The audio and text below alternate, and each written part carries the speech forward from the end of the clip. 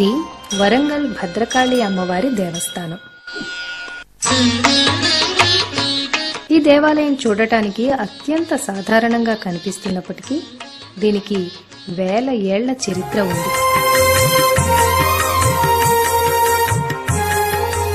ఇప్పుడు మనకు చాలా సింపుల్ గా కనిపించే ఈ ఆలయం ఒకప్పుడు రాజ్యాల జయాపజయాలనే శాసించే కేతనం.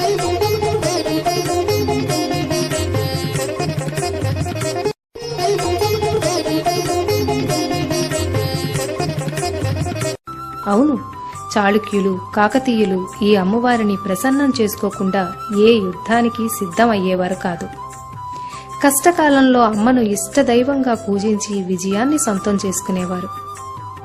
నాటి చాళుక్య చక్రవర్తి పులకేశి దగ్గర్నుంచి నేటి వరకు ఈ భద్రకాళి అమ్మవారిని కొలిచి విజయాలను తమ ఖాతాలో వేసుకున్నవారే. అంతటి మహిమాన్వితమైన ఈ పుణ్యక్షేత్రం కదేంటో ఇప్పుడు తెలుసుకుందాం.